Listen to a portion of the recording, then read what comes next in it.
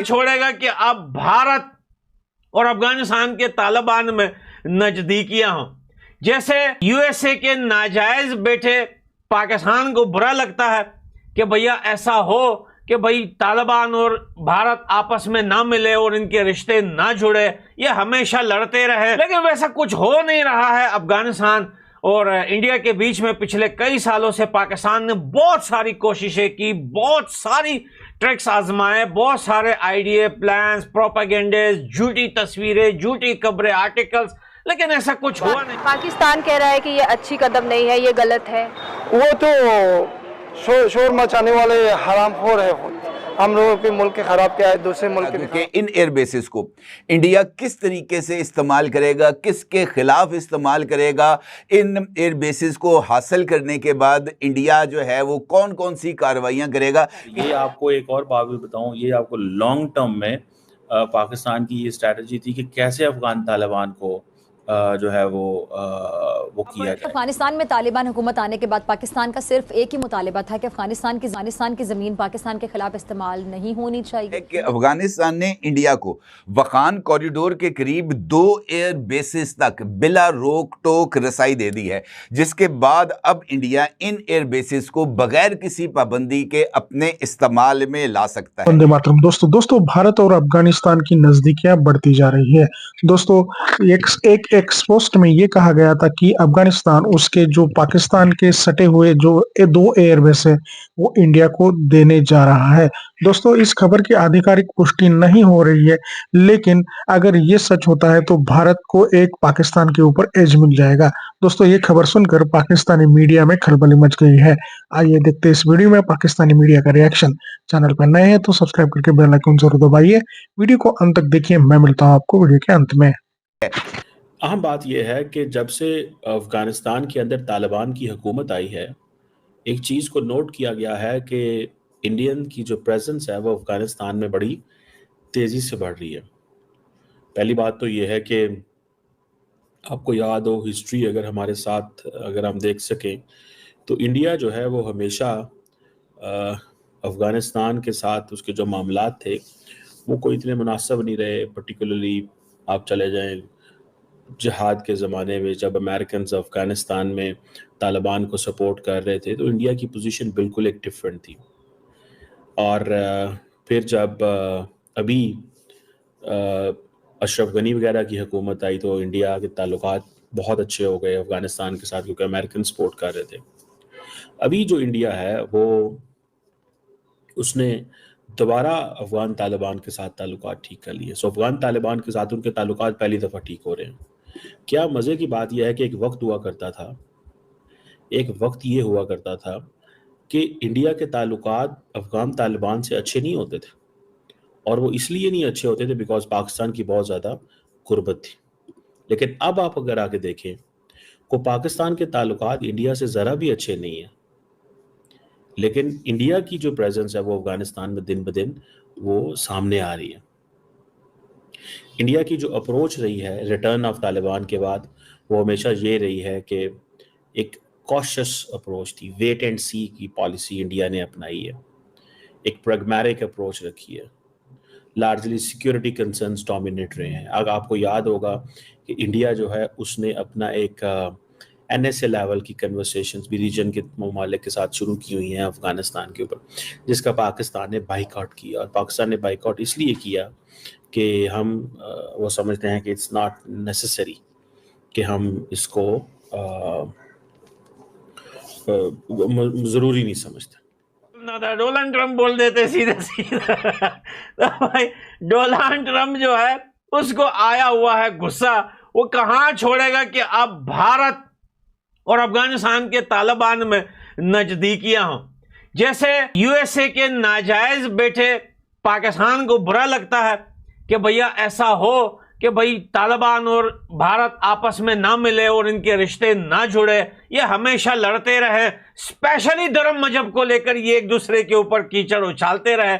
जैसे पाकिस्तान कुछ कंट्रियों को पागल बनाकर इंडिया का नाम लेकर यूज करता है वैसा ही, लेकिन वैसा कुछ हो नहीं रहा है। अफगानिस्तान और इंडिया के बीच में पिछले कई सालों से पाकिस्तान ने बहुत सारी कोशिशें की, बहुत सारी ट्रिक्स आजमाए, बहुत सारे आइडिया, प्लान्स, प्रोपेगेंडे, झूठी तस्वीरें, झूठी खबरें, आर्टिकल्स, लेकिन ऐसा कुछ हुआ नहीं। अब जब अफगानिस्तान के तालिबान फॉरेन मिनिस्टर भारत जाएंगे तो भैया आपको बहुत बड़ी न्यूज मिलने वाली है।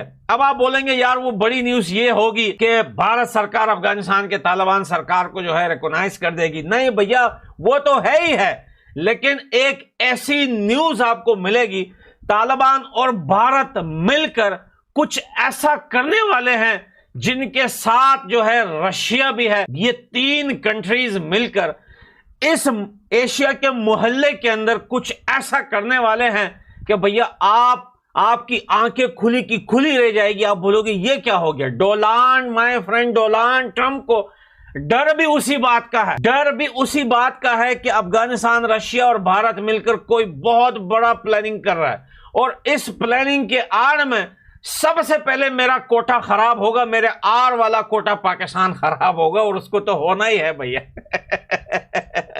तो भैया माय फ्रेंड डोनाल्ड ट्रंप का फोन नहीं उठाया मोदी जी ने, और इस पे यूरोप जो है न्यूज, इंडिया जो है वो कौन कौन सी कार्रवाइयां करेगा, इसके बारे में इस सवाल का जवाब तलाश करने के लिए किसी रॉकेट साइंस की जरूरत नहीं। और अब जब 2 एयर बेसेस इंडिया को मिल गई हैं, बदख्शां और फैजाबाद एयर बेसेस, तो आप इससे अंदाजा लगा सकते हैं कि इस सूरत हाल में इन एयर बेसेस को, जबकि इंडिया और पाकिस्तान के दरमियान इस वक्त शदीद कशीदगी है, ये एयर बेसेस कौन कौन सा गुल खिलाएंगी। ना सिर्फ ये, बल्कि इसके साथ साथ इंडिया जो है वो अफगानिस्तान की रियासत हिरात के अंदर भी एक कॉम्प्लेक्स को तामीर कर रहा है, जो बज़ाहिर अफगान हुकूमत के लिए। अगर ये देखें कि इंडियंस जो हैं उनके डिप्लोमेट्स कॉन्टीन्यूसली अफगानिस्तान के साथ राब्ते में हैं, और बातें क्या हो रही हैं, बातें ये हो रही हैं जी कि हम डिप्लोमेटिक आउटरीच बढ़ाना चाहते हैं।